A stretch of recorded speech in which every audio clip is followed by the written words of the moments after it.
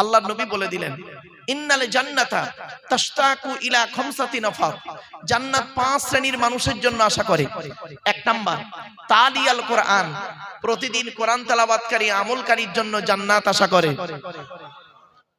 2 number ওয়া হাফিজিল লিসান, এই জবানকে হেফাজতকারী মানুষের জন্য জান্নাত আশা করে। হারাম খাবার খাওয়া থেকে জিভটাকে ঠিক করুন, বাজে ভাষা বলা থেকে জিভটাকে ঠিক করুন, পরনিন্দা পরচর্চা করা থেকে জিভটাকে ঠিক করুন। এর পেছনে একটা হাদিস, হাদিসের ব্যাখ্যা হাদিস দিয়েও হয়। চলুন, আল্লাহর নবী একদিন সাহাবীদেরকে বললেন, তোমরা আমাকে দুটো জিনিসের গ্যারান্টি দেবে। পেছন থেকে একজন সাহাবী বলেছিলেন, হে নবী, আমরা যদি আপনাকে দুটো জিনিসের গ্যারান্টি দিই, আপনি আমাদের কিছুর গ্যারান্টি দেবেন? নবীজি বললেন, হ্যাঁ, তোমরা যদি দুটো জিনিসের গ্যারান্টি দাও, আমি তোমাদের জান্নাতের গ্যারান্টি দিয়ে দেব। সাহাবীরা বললেন, বলুন দুটো জিনিস কি? 1 নাম্বার নবী বললেন, 2 ঠোঁটের মাঝখানে এই জিভের গ্যারান্টি দাও। আর 2 নাম্বার নবী বললেন, 2 রানের বীজখানে লজ্জাস্থানের গ্যারান্টি দাও। এই দুটো জিনিসের গ্যারান্টি তোমরা আমাকে দাও, আমি তোমাদের জান্নাতের গ্যারান্টি দিয়ে দেবো। যান বাড়ি চলে যান, গিয়ে দেখবেন হয় ভদ্রলোকের নিচে খারাপ, নয় ভদ্রলোকের উপর খারাপ। এই জন্য মুহাম্মদ সাল্লাল্লাহু আলাইহি ওয়াসাল্লাম বলেছিলেন, the messenger of Allah peace be upon him said, the best are those with good manner. নবী বলেন, তোমাদের মধ্যে উত্তম ব্যক্তি ওই লোকটা যার ক্যারেক্টার চরিত্র ভালো, ওই লোকটাই হলো উত্তম ব্যক্তি। একজন উকিল, ব্যারিস্টার, মাস্টার, ডাক্তার, মোল্লা, মরিচা, পিসাব, দরবেশ সাহেব, আমির সাহেব, মুফতি সাহেবের যদি চরিত্র খারাপ হয়, আর একজন টোটোওয়ালার চরিত্র যদি ভালো হয়, টোটোওয়ালাটাই হলো আল্লাহর কাছে প্রিয় ব্যক্তি। Many loss is something loss, health loss is nothing loss, but character loss is everything loss. মানুষের যদি টাকা চলে যায়, ইনকাম করলে টাকাটা আবার ফিরে আসবে। মানুষের যদি শরীর চলে যায়, ভালো মন্দ খেলে শরীরটাও ফিরে আসবে। কিন্তু বন্ধু, মানুষের যদি চরিত্র চলে যায়, চরিত্র কিন্তু আর ফিরে আসবে না। তাই নবীজি বললেন, জান্নাত ওই ব্যক্তির জন্য আশা করে ওয়া হাফিজিল লিসান, এই জবানকে হেফাজতকারী মানুষ। 3 নাম্বার ওয়ামুত ইমিল জিআন, ক্ষুধার্তকে খাদ্য দানকারী মানুষের জন্য জান্নাত আশা করে। 4 নাম্বার ওয়ামুকসিল উরিয়ান, বস্ত্রহীনকে বস্ত্র দানকারী মানুষের জন্য জান্নাত আশা করে। 5 নাম্বার ওয়ামান মুসাল্লা আলা হাবিবির রহমান, যে ব্যক্তি নবীর উপরে বেশি বেশি করে দরুদ পাঠ করে, ওই লোকটার জন্য জান্নাত আশা করে। আমি একবার দরুদ শরীফ পড়িয়েছিলাম আপনাদেরকে, কোরআনের দলিলও দিলাম, হাদিসও 4-5টা দিয়ে দিলাম। চলুন, दीनो मिला ईमानो मिला, पढ़ने के लिए कुरानो मिला, जो कुछ देने का था सब कुछ दिलवा दिया कमली वाले ने, कलेमा तय्यबा ला इलाहा इल्लल्लाह, पढ़े ला इलाहा इल्लल्लाह, ला इलाहा इल्लल्लाहु मुहम्मदुर रसूलुल्लाह सल्लल्लाहु अलैहि वसल्लम। এই যে কালেমা তয়্যিবা জিকির, কালেমায়ে তয়্যিবা জিকির আমরা করি। এখন এই জিকির শব্দের একাধিক অর্থ হয়। শুধু জিকির মানে আপনারা ভাববেন না লা ইলাহা ইল্লাল্লাহ বারে বারে বলার নাম জিকির, এটা ভাববেন না। ওই জিকির শব্দের অনেকগুলো অর্থ হয়। চলুন আমি গোটা কথা অর্থ টপ টপ করে আপনাদের বলে দিই, হাতে টাইম খুব শর্ট, মানে এত শর্ট টাইম, যার ফলে আমি কোনটা বলবো ধীরস্থির ভাবে সেইটুকু মানে একটু এদিক এদিক হয়ে যাবে। একটু ধৈর্যের পরিচয় দিন। 1 নাম্বার জিকির মানে হলো কোরআন। কি বললাম? আরে কথা বলুন একটু আমার সঙ্গে। কোরআন জিকির মানে কি? কোরআন। দলিল কোথায় আছে? এই কোরআনই আল্লাহ বলছেন, ইন্না নাহনু নাযালনা যিকরা ওয়া ইন্না লাহু লাহাফিজুন। 14 নম্বর পারার 1 নম্বর পৃষ্ঠা 9 নম্বর লাইন, সূরার নাম সূরা হুজুরের 9 নম্বর আয়াত। আমি আল্লাহ জিকির নাযিল করেছি, আই কোরআন নাযিল করেছি, ওয়া ইন্না লাহু লাহাফিজুন। আর এই জিকিরকে হেফাজত করার মালিক হলাম আমি আল্লাহ, অর্থাৎ এই কোরআনকে হেফাজত করার মালিক হলাম আমি আল্লাহ। জোরে বলো। তাহলে জিকির মানে কি পেলেন? আরে বলুন, কোরআন। জোরে বলুন, জিকির মানে কি? কোরআন। এবার আসছে আরেকটা জিকির মানে, শুনুন। জিকির মানে উপদেশ। কি বললাম? উপদেশ। দলিল এই কোরআনই আল্লাহ বলছেন, ফাযাক্কির বিল কুরআনি মান ইয়াখাফু ওয়াঈদ। 26 নম্বর পারার 19 নম্বর পৃষ্ঠা একেবারে 12 নম্বর লাইন, সূরার নাম সূরা কাফের 45 নম্বর আয়াত। আল্লাহ বলেন ফাযাক্কির, নবী মানুষকে উপদেশ দান করো। কিসের মাধ্যমে উপদেশ দেবে? যাই তাই ওয়াজ করা যাবে না বাপ, বিল কুরআন, কোরআনের মাধ্যমে মানুষকে উপদেশ দান করো। এই আয়াতের ব্যাখ্যায় অন্য আয়াত দিয়ে আল্লাহ বলে দিচ্ছেন, শুনে নিন। উদউ ইলা সাবিলি রাব্বিকা বিল হিকমা ওয়াল মাউইজাতিল হাসানা ওয়াজাদিলুহুম বিল্লাতী হিয়া আহসান। 14 নম্বর পারা 20 নম্বর পৃষ্ঠা 9 নম্বর লাইন সূরার নাম সূরা নাহাল। মানুষকে আল্লাহর পথে আহ্বান করো দুটো জিনিসের মাধ্যমে, বিল হিকমা জ্ঞান বিজ্ঞানের মাধ্যমে, যুক্তি তর্কের মাধ্যমে, ওয়াল মাউইজাতিল হাসানা সুন্দর সুন্দর উপদেশ বলির মাধ্যমে। এখানে জিকির মানে হলো উপদেশ, লা ইলাহা ইল্লাল্লাহ বলা নয় এখানে। 3 নাম্বার, জিকির মানে হলো স্মরণ করা বা মনে করা। কি বললাম বাবা একটু বলেন? স্মরণ করা বা মনে করা। দলিলটা কোথায় আছে? এই কোরআনেই আল্লাহ বলছেন, ফাজকুরুনি আযকুরুকুম ওয়াশকুরুলি ওয়ালা তাকফুরুন। 2 নম্বর পারা 2 নম্বর পৃষ্ঠা 11 নম্বর লাইন সূরার নাম সূরা বাকারা 152 নম্বর আয়াত। আল্লাহ বলছেন, তোমরা আমাকে স্মরণ করো, আমি আল্লাহও তোমাদের স্মরণ করব। জোরে বলো। তাহলে এখানে জিকির মানে স্মরণ করা বা মনে করা। আবার একটা দেখুন, জিকির মানে নামাজ। কি বললাম? জিকির মানে নামাজ।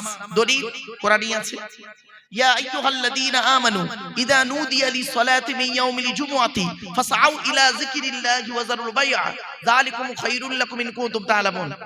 28 নম্বর পারা 13 নম্বর পৃষ্ঠা 6 নম্বর লাইন সূরার নাম সূরা জুমার 9 নম্বর আয়াত। আল্লাহ বলছেন, হে ঈমানদার বান্দাগণ, জুমার দিনে তখন তোমাকে আহ্বান করা হবে, ফাসআউ ইলা যিকরিল্লাহ আই ইলা সালাত, ছুটে চলে এসো নামাজের দিকে। ছুটে চলে এসো জিকিরের দিকে, তার মানে ছুটে চলে এসো নামাজের দিকে।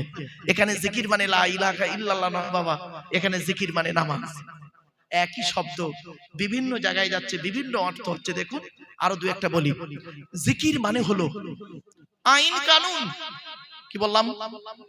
আইন কানুন, according to Islamic law, not only according to Indian law. জিকির মানে আইন কানুন। দলিল কোরআন বলছে, ওমান আরাদা আন যিকরি ফাইন্না লাহু মাঈশাতান দনকা ওয়া নাহশুরুহু ইয়াওমাল কিয়ামাতি আ'মা।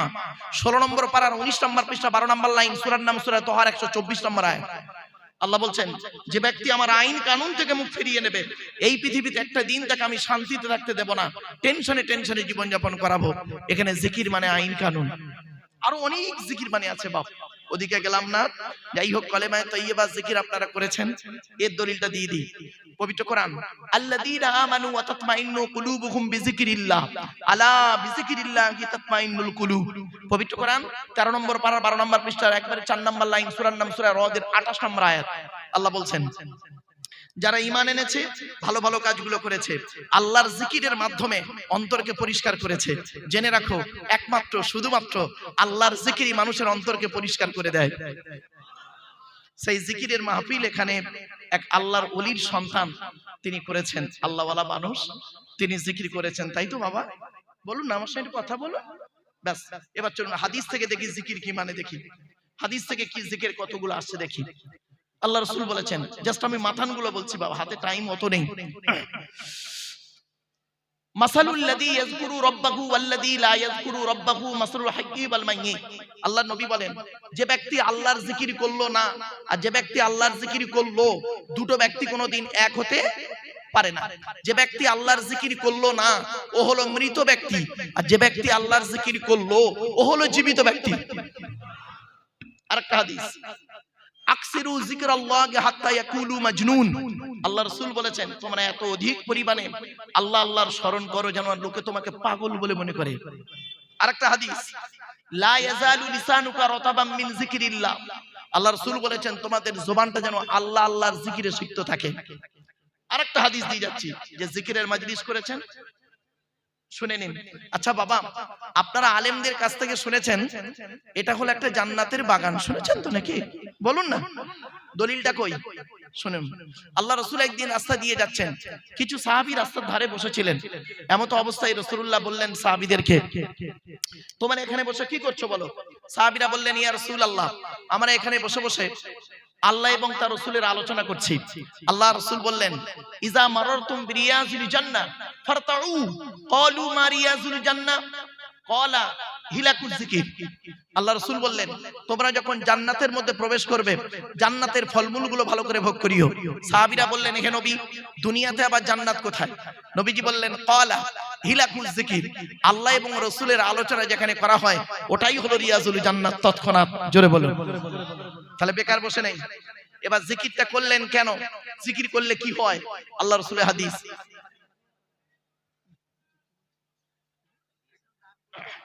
জি, আরেকটা হাদিস শুনে নিন, কেন জিকির করলেন আপনারা?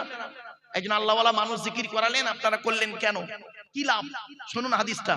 আচ্ছা বাবু, আমার সামনে একটা মাইক্রোফোন আছে তো, এটি যদি এখনই খারাপ হয়ে যায়, এর সারাবার একটা রাস্তা আছে? আছে। এই ডিপার্টমেন্টের লোক এসে সারাবে আমি জানি না।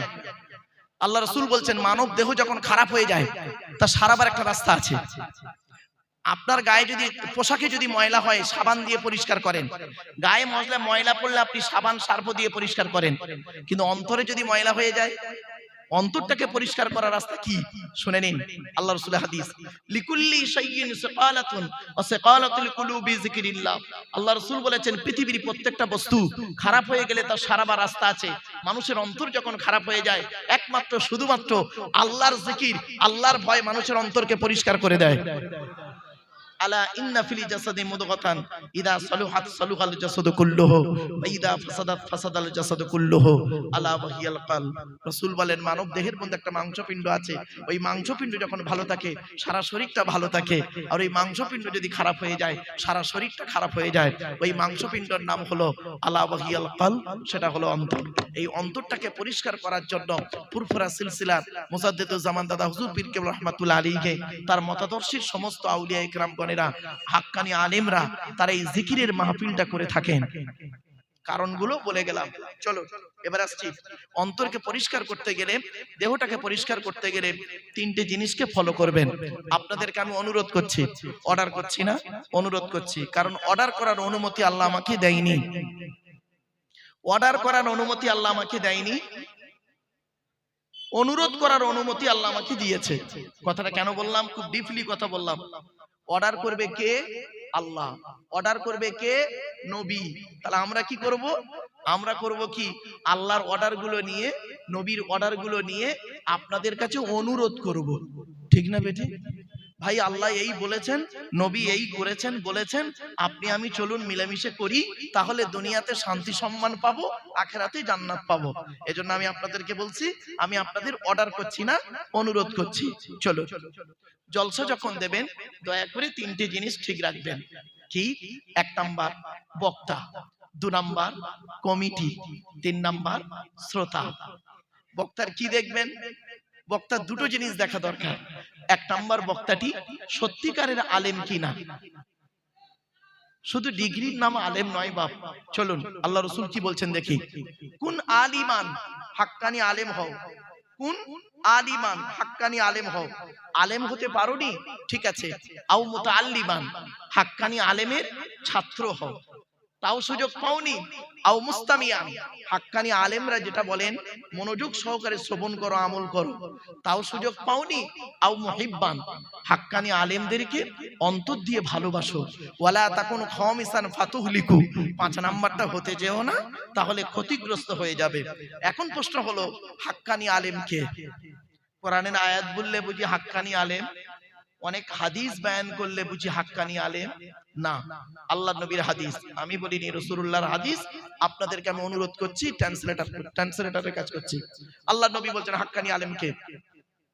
আল্লাহু আজওয়াদু জুদান ওয়া আনা আজওয়াদু বানি আদম ওয়াজাদুকুম বাদি রাজুলুন আলিমা ইলমান ফানাশরাহু ইয়াতি ইয়াউমাল কিয়ামাতি আমিরান ওয়াহিদা। হাদিসের বাংলা অর্থটা শুধু শুনুন। আল্লাহ রাসূল বলেন আল্লাহ হলেন সবথেকে বড় দাতা, আল্লাহর পরে বড় দাতা হলাম আমি মুহাম্মদ সাল্লাল্লাহু আলাইহি সাল্লাম। আমার পরে বড় দানশীল ব্যক্তি কে জানো? ওই আলেম যে ইলিম অর্জন করেছেন, ইলিম মোতাবেক নিজে চলেছেন, সমাজের মানুষকে বলেছেন, তার ইলিম থেকে মানুষ উপকৃত হতে পেরেছে। ওই শ্রেণীর আলেমগুলোকে কিয়ামতের মাঠে আল্লাহ রাব্বুল আলামিন এক একটা দলের আমির করে, নেতা করে তুলবে। এইরকম একজন হাক্কানি আলেমের নাম বলবো? এখান থেকে কয়েক কিলোমিটার গেলেই পাবেন মুজাদ্দিদুজ জামান দাদা হুজুর পীর কেবলা রাহমাতুল্লাহ আলাইহি। এইরকম একজন হাক্কানি আলেমের নাম বলবো? এই কিছু দূর থেকেই এলাম, তার মাজারের পাশ দিয়ে এলাম, আল্লামা রুহুল আমিন রাহমাতুল্লাহ আলাইহি।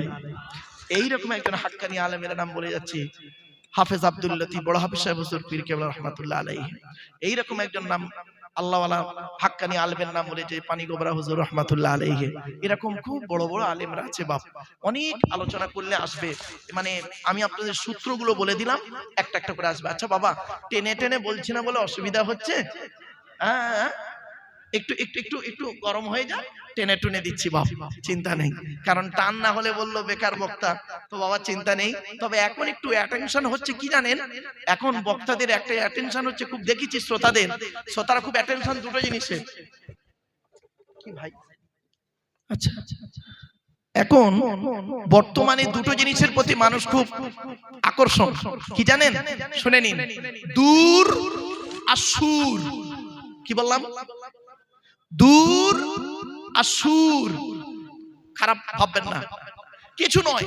এখানে এই প্যান্ডেল মানে কি বলবো, এই রাস্তা ভর্তি হয়ে যেত, লোকের সমাগম হয়ে যেত, যদি একটা এই এখানে যদি একজনের নাম দিতেন, একজন ব্যক্তির নাম দিলেন, অচেনা একজন ব্যক্তির নাম দিয়ে লিখলেন, ব্র্যাকেটে লিখলেন মিশর, অমুক বক্তার নাম দিলেন, দিয়ে বললেন মিশর, ব্যাস এইটুকু। দেখা যাচ্ছে সে লোকটা মিশরে গিয়ে ছাগল চড়ায়, আলেম নয়, কিন্তু ওই দূর, ওই মিশর নাম, দূর, অ্যাটেনশন। আর একটা হলো কি জানেন? সুর। আমার বাপেরা, এই দূর আর সুরের দিকে না তাকিয়ে ওয়াজের দিকে তাকান, আওয়াজের দিকে না তাকিয়ে। আল্লাহর নবী ওয়াজ করতেন, হাদিসটা কোথায় পাবেন? মিশকাতেও পাবেন, বুখারীতেও পাবেন। রাবীর নাম আব্দুল্লাহ ইবনে মাসউদ রাদিয়াল্লাহু তাআলা আনহু, তিনি বর্ণনা করছেন আল্লাহর নবী আমাদের ওয়াজ করে শোনাতেন। কবে? শুনে নিন, বৃহস্পতিবার দিনগত রাতে এশার নামাজের পরে সাহাবীদেরকে নিয়ে গায়ে গায়ে বসে টু দি পয়েন্টের উপরে নবীজি আমাদের ওয়াজ করে শোনাতেন। কটা পয়েন্ট পেলেন? ওয়াজের উত্তম দিন কোনটা? আরে বলুন বলুন। বৃহস্পতিবার দিনগত রাত, জুমার রাত। সময়টা কখন? এশার পর। নবীজি কাদেরকে ওয়াজ করতেন? সাহাবীদেরকে। সাহাবীরা কিভাবে বসতেন? আপনারা কিভাবে বসেছেন? পুরো ভারতের ম্যাপ হয়েছে দেখুন। উত্তরপ্রদেশ, ছত্তিশগড় হয়ে, বিহার হয়ে, একদম পুরো দিল্লি, বোম্বাই হয়ে, একদম এই সিটটা হয়ে, ওইটা হলো কাশ্মীর দেখুন। আর এই দিকটা হলো পশ্চিমবঙ্গ হয়ে, এদিকে আসাম, ত্রিপুরা, মেঘালয় হয়ে, সেই কোটা হলো ত্রিপুরা, আর ওপারটা বাংলাদেশ। তো জন্য আমি আপনাদের অনুরোধ করছি, এই ভারতের ম্যাপ না করে পশ্চিম বাংলার বসিরহাট থানার ম্যাপটা একটু করে ফেলুন। একটু আগিয়ে আগিয়ে আসুন বাপেরা, একটু আগিয়ে আগিয়ে গায়ে গায়ে গায়ে গায়ে বসুন। আমি কিন্তু বলিনি, কোরআনের দলিল। চলুন, কোরআনে আল্লাহ পাক বলেছেন 28 নম্বর পারা 2 নম্বর পৃষ্ঠা 13 নম্বর লাইন, সূরার নাম সূরা মুজাদালা 11 নম্বর আয়াত। ইয়া আইয়ুহাল্লাযীনা আমানু ইযা কিলা লাকুম তাফাসসাহু ফিল মাজালিসি ফাফসাহু ইয়াফসাহিল্লাহু লাকুম ওয়া ইযা কিলা আনশুযু ফানশুযু ইয়ারফাইল্লাহু লাকুম। সহজ সরল বাংলা মানেটা কি? আল্লাহ বলছেন, হে ঈমানদার বান্দাগণ, মজলিসের ভিতরে যখন ফাঁকা জায়গায় তোমাকে পূরণ করতে বলা হবে, তখন তুমি সামনের ফাঁকা জায়গাটা পূরণ করে দেবে। ফাঁকা জায়গায় ফাঁকা রাখলে প্রবলেমটা কি? শয়তান ওখানে বসবে, কানে কানে কুমন্ত্রণা দেবে। শয়তান কি চায় ওটা কোরআন জানিয়ে দিচ্ছে। 7 নম্বর পারা 2 নম্বর পৃষ্ঠা 3 নম্বর লাইন, সূরার নাম সূরা মাইদার 91 নম্বর আয়াত। ইন্নামা ইউরিদুশ শাইতানু আন ইউকিয়া বাইনাকুমুল আদাওয়াতা ওয়াল বাগদাআ ফিল খামরি ওয়াল মাইসিরি ওয়া ইয়াসুদ্দাকুম আন যিকরিল্লাহ ওয়া আনিস সালাত। আল্লাহ বলেন, শয়তান কি চায় জানো? মদ আর জুয়ার মাধ্যমে শয়তান তোমাদের মাঝে মারামারি লাগিয়ে দিতে চায়। আর কি চায়? ওয়া ইয়াসুদ্দাকুম আন যিকরিল্লাহ, আল্লাহর ইবাদত থেকে শয়তান তোমাকে বাধা সৃষ্টি করতে চায়। আর কি চায়? ওয়া আনিস সালাত, নামাজ থেকে শয়তান তোমাকে বাধা সৃষ্টি করতে চায়। তাই কোরআনের উদ্ধৃতি দিয়ে আলোচনার প্রারম্ভে আপনাদেরকে আমি আহ্বান করছি, পবিত্র কোরআন 2 নম্বর পারার 11 নম্বর পৃষ্ঠার 9 নম্বর লাইন, সূরার নাম সূরা বাকারা আয়াত নম্বর 208, আল কোরআন। ইয়া আইয়ুহাল্লাযীনা আমানু উদখুলু ফিস সিলমি কাফা, হে ঈমানদার বান্দাগণ, পরিপূর্ণভাবে ইসলামের মধ্যে প্রবেশ করো। ওয়ালা তাত্তাবিউ খুতুওয়াতিশ শাইতান, শয়তানের পথ অনুসরণ করিও না। ইন্নাহু লাকুম আদুউম মুবিন, শয়তান হলো তোমাদের প্রকাশ্য দুশমন। So I request for you, সোনো মাইন এক্সকিউজ মি, আলোচনার প্রারম্ভে আপনাদেরকে একটু আহ্বান করলাম। ভেবেছিলাম কোরআনের আয়াতের মাধ্যমে জ্ঞানী যারা বোঝে তারা শুধু ইশারায় কোরআনের আয়াতের বাংলা অর্থ করলে হয়তো মনে হয় আপনারা বুঝে জায়গাটা একটু আগিয়ে আগিয়ে আসবেন। আপনাদের আম বাগানের ভাষায় বলছি তো, কোম্পানি বাগানের ভাষায় বললে হয়তো বুঝতে পারবেন। তাই একটু দয়া করে মেহেরবানি করে বলছি, একটু আগিয়ে আগিয়ে আসুন। ভাইয়েরা কষ্ট করে দাঁড়িয়ে না থেকে একটু গায়ে গায়ে গায়ে গায়ে বসার চেষ্টা করুন। চলুন, এগিয়ে যাচ্ছি। এবারে আসছি আজকে আমাদের আলোচনার বিষয়বস্তু কি। আজ আমি আপনাদের কাছে যেহেতু শিক্ষা প্রতিষ্ঠানের জলসা, মাত্র 5টা বিষয়ের উপরে পয়েন্ট পয়েন্ট করে আলোচনা করব। কটা বিষয় বাবা? 5টা। তো 1 নাম্বার বললাম কি, প্রথমে একটু বলে নিলাম বক্তা। 2 নাম্বার হলো কমিটি, রাগ করবেন না কেউ, জলসা কমিটি আলাদা, মসজিদ কমিটি আলাদা। জলসা কমিটি হতে গেলে আমি আপনাদেরকে অনুরোধ করছি, দয়া করে কমসে কম 3টে গুণ থাকা দরকার। শুধু জলসা কমিটির নয়, সকলের 3টে গুণ কমসে কম থাকা দরকার। 1 নাম্বার, সৎ হতে হবে। কি বললাম?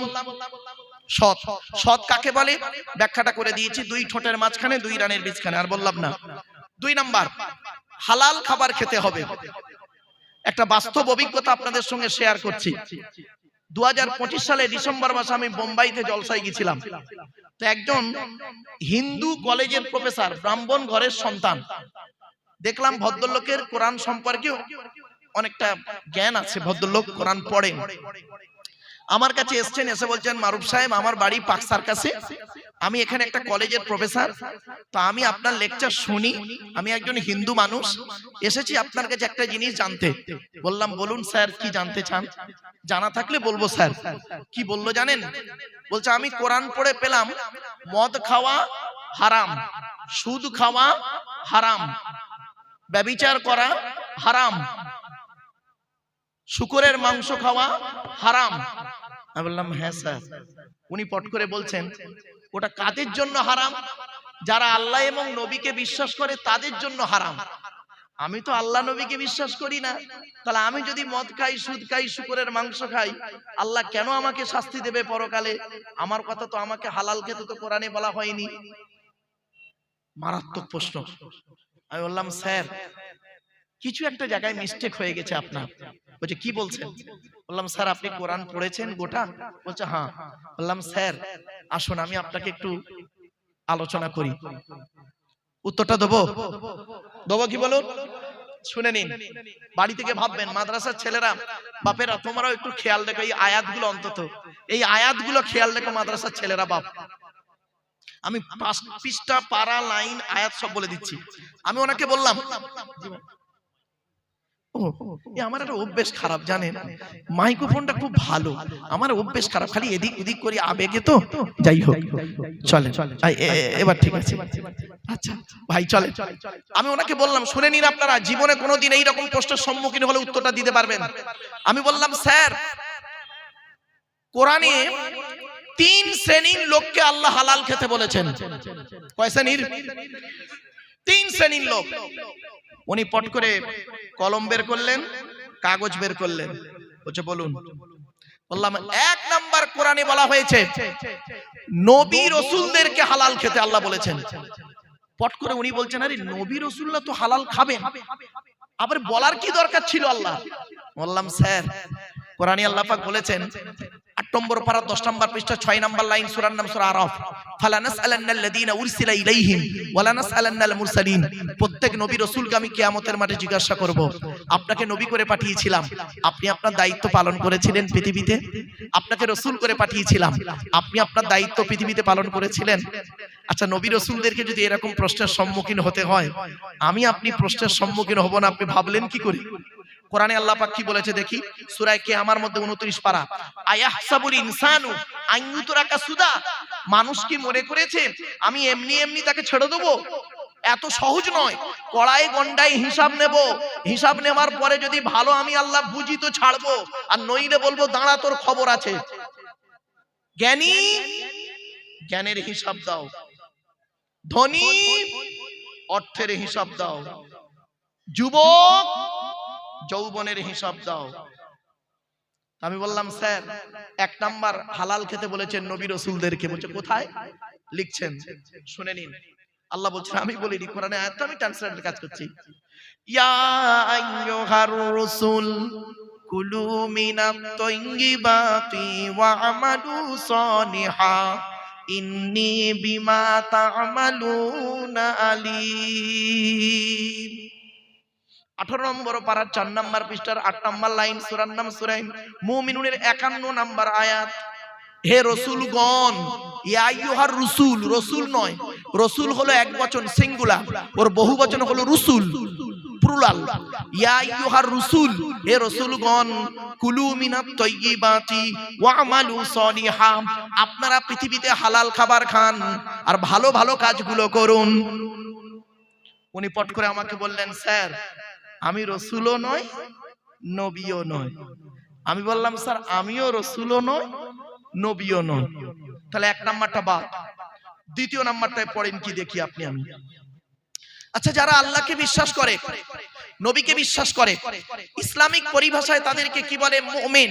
কি বললাম বাবা? মুমিন। তো আপনারা আল্লাহ এবং রসুলকে বিশ্বাস করেন তো? আরে বলুন না। তাহলে আপনারা মুমিন, আমরা মুমিন। চলুন, আমাদেরকে আল্লাহ হালাল খেতে বলেছেন কিনা দেখি দলিল।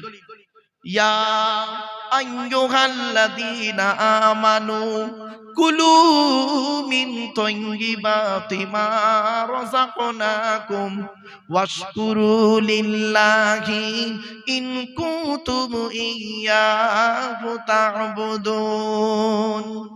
2 নম্বর পারা 4 নম্বর পৃষ্ঠা 14 নম্বর লাইন, সূরার নাম সূরা বাকারার 172 নম্বর আয়াত। হে ঈমানদার বান্দাগণ, কুলু মিন তাইয়্যিবাতি মা রাযাকনাকুম, আমার দেওয়া হালাল রিজিকগুলো তোমরা ভক্ষণ করো। পট করে উনি বলছেন, স্যার আমি মুমিন নই, আমি মুমিন নই, এটা আপনার জন্য প্রযোজ্য। বললাম থ্যাংক ইউ স্যার। এবার 3 নাম্বারটায় আপনি আছেন কি দেখুন তো। এইটা ভালো করে শুনুন, এইটা বলার জন্য আমি এত কষ্ট করলাম আপনাদেরকে। চলো, আমি বললাম, স্যার আপনি মানব জাতির মধ্যে আছেন কি? বলছেন আমি তো মানুষ, আদমের সন্তান, মানব সন্তান আমি। আমি বললাম, দেখুন এই কোরআনে আল্লাহ বলেছেন মানব জাতিকে হালাল খেতে। এখানে হিন্দু, মুসলিম, জৈন, ব্রাহ্মণ, খ্রিস্টান, কুলি, সাঁওতাল, বাগদি, দুলে সকলকে আল্লাহ হালাল খেতে বলেছেন। বলি কি বলছেন? মানব জাতিকে হালাল খেতে বলেছেন? বললাম হ্যাঁ। আমি আয়াতটা ধরুন, আয়াতটা লিখে নি। উনি লিখছেন আর আমি বলছি শুনুন। ইয়া আইয়ুহান নাস কুলু মিম্মা ফিল আরদি হালালান তাইয়্যিবা ওয়ালা তাত্তাবিউ খুতুওয়াতিশ শাইতান ইন্নাহু লাকুম আদুউম মুবিন। 2 নম্বর পারা 4 নম্বর পৃষ্ঠার 8 নম্বর লাইন, সূরার নাম সূরা বাকারার 168 নম্বর আয়াত, 168 168 নম্বর আয়াত। ইয়া আইয়ুহান নাস, নাস মানে মানব, হিন্দু, মুসলিম, জৈন, ব্রাহ্মণ, খ্রিস্টান নো ডিফারেন্স। ইয়া আইয়ুহান নাস, হে মানব জাতি, কুলু মিম্মা ফিল আরদি হালালান তাইয়্যিবা, পৃথিবীতে আমার দেওয়া হালাল রিজিকগুলো তোমরা ভক্ষণ করো আর শয়তানের পথকে অনুসরণ করিও না। ইন্নাহু লাকুম আদুউম মুবিন, শয়তান হলো তোমাদের প্রকাশ্য দুশমন। তখন গালে হাত। বাপেরা, হালাল খাবার শুধু মুসলমানরা খাবে না, এই কোরআন এসেছে মানব জাতির কল্যাণের জন্য। পৃথিবীতে কিতাব এসেছে কটা শুনে নিন আগে। পৃথিবীতে কিতাব এসেছে মোট 104টা। কত বললাম? কথা বলুন আমার সঙ্গে একটু। 104টা কিতাব এসেছে। 100টা হলো সহিফা, ছোট ছোট চিরকুট, আর 4টা হলো বড় বড়। আমি পরিচয়গুলো দিয়ে নিচ্ছি, শুনে নিন। 100টা সহিফা কাদের উপরে এসেছে, কটা এসেছে শুনে নিন। আদম নবীর উপরে এসেছে 10টা। কটা? 10টা। ইব্রাহিম নবীর উপরে এসেছে 10টা। কটা? কত হলো? 20। শীষ নবীর উপরে এসেছে 30টা। কত হলো? 50। ইদ্রিস নবীর উপরে এসেছে 50টা। 100। এবার 101 নম্বর কিতাবের নাম শুনুন। মুসা বলে একজন নবীর উপরে এসেছে। কিতাবটি 40 দিন ধরে মুসা নবীর উপরে। কিতাবটির নাম হলো তাওরাত। 1000 পারা বা খণ্ড বিশিষ্ট, রমজান মাসের 6 তারিখে একটা। কত হলো? 101। 102 নম্বর কিতাবের নাম শুনুন। জবুর বলে একটা কিতাব, দাউদ নবীর উপরে এসেছে। 150 পারা বা খণ্ড, 150 পারা বা খণ্ড, রমজান মাসের 8 তারিখে। 102 নম্বর কিতাব। 103 নম্বর কিতাবের নাম কি? ইনজিল। ঈসা নবীর উপরে এসেছে 27 পারা। কত কত কত? 27 পারা বিশিষ্ট ঈসা নবীর উপরে এসেছে রমজান মাসের 18 তারিখে। কত হলো? 103 104 নম্বর কিতাবের নাম আমার হাতেই আছে। কিতাবটির নাম হলো কোরআনুল মাজিদ। হযরত মুহাম্মদ সাল্লাল্লাহু আলাইহি সাল্লামের উপরে 30 পারা বা খণ্ড বিশিষ্ট 610 খ্রিস্টাব্দে 1 ফেব্রুয়ারি সোমবার, কত বললাম? 610 খ্রিস্টাব্দে 1 ফেব্রুয়ারি সোমবার। আজ বাড়ি যাবেন। আজকে তারিখটা কত আছে হুজুর? আজ তারিখটা কত? ও 26শে জানুয়ারি। আমিও স্কুলে পতাকা তুলেছি, খেয়াল নেই, যাই হোক, মানে মাইন্ডেড অন্যদিকে হয়ে গেছিল। চলুন, তো বাড়িতে গিয়ে আজকে লিখবেন 26/1/2026, বারটা লিখবেন সোমবার, আর নিচেই লিখবেন 1-2-610 সোমবার, মাইনাস প্লাস করবেন, কতদিন আগে কোরআন নাজিল হয়েছে পেয়ে যাবেন। এ কোরআন রমজান মাসে। কোরআনের পরিচয়টা একটু দিই। কোরআন আল্লাহর তরফ থেকে জিবরাইলের মাধ্যমে হযরত মুহাম্মদ সাল্লাল্লাহু আলাইহি ওয়াসাল্লামের উপরে আরবের মক্কা নগরীর নিকটবর্তী একটি গুয়াটির নাম হলো হেরা। হেরা নামক গুয়াতে 610 খ্রিস্টাব্দে 1 ফেব্রুয়ারি সোমবার কোরআনের প্রথম আয়াত নাজিল হলো, ইকরা, রিড, পড়ো পড়ো পড়ো। এই কোরআনের ভিতরে কি আছে? 30টা পারা, 540টা রুকু, 114টা সূরা, 14 থেকে 15 খানা সাজদা, 7টা মানজিল, 8 থেকে 12 খানা সাক্তা, 6666টা আয়াত, কেউ বলেছেন 6236টা আয়াত, 3,23,215টা অক্ষর। এ কোরআন 22 বছর 9 মাস 14 দিন, কম বেশি 23 বছর ধরে কোন ঘটনাকে কেন্দ্র করে, কোন ব্যক্তিকে কেন্দ্র করে, কোন বস্তুকে কেন্দ্র করে, কোন জায়গাকে কেন্দ্র করে কোরআনের আয়াতগুলো নাজিল হয়েছে। 6000 আয়াত নাজিল হয়েছে, 12,000 জায়গায় নাজিল হয়েছে। কত জায়গায়? কটা জায়গার নাম জানেন?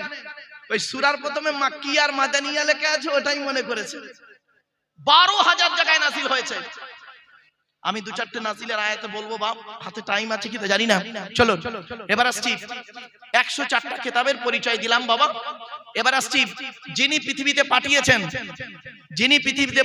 তিনি আমাদের সৃষ্টিকর্তা। আল্লাহর পরিচয়টা কি? আল্লাহর পরিচয় হলো 4টে। কটা? প্লিজ অ্যাটেনশন এদিকে। আল্লাহর পরিচয় হলো 4টে। কি কি? 1 নাম্বার, আল্লাহ নিজেই বললেন, কুল, নবী তুমি বলো, হুয়াল্লাহু আহাদ, সে আল্লাহ হলেন একক। 2 নাম্বার, আল্লাহুস সামাদ, আল্লাহ হলেন অমুখপেক্ষী, আল্লাহ কারণ মুখপেক্ষী নন, সারা পৃথিবী তার মুখপেক্ষী। 3 নাম্বার, লাম ইয়ালিদ ওয়া লাম ইউলাদ, আল্লাহ কাউকে জন্ম দেয়নি, আল্লাহ কেউ জন্ম দেয়নি। 4 নাম্বার, ওয়া লাম ইয়াকুল্লাহু কুফুয়ান আহাদ, আল্লাহর সমকক্ষ কেউই নেই। এই হলো আল্লাহর 4টে পরিচয়। এবার আসছি, এই যে সূরাটি আমি পড়লাম, এই সূরাটি আপনাদের অনেকের মুখস্থ নেই। আর ভাই বলুন না, একটু কথা বলুন না, আছে তো? আমি আবার পড়লাম কি করতে? 4টে কারণ। 1 নাম্বার, এই সূরাটি যে আল্লাহর পরিচয় সেটা জানিয়ে দিলাম। নাম্বার 2, এই সূরাটি আরবি ভাষায় বাংলায় ট্রান্সলেট করে বলে দিলাম। নাম্বার 3, এই সূরাটির মধ্যে 4টে ধর্ম বেরিয়েছে, মুশরিক, ইহুদি, ইসলাম আর খ্রিস্টান। বাড়ি থেকে ভাববেন।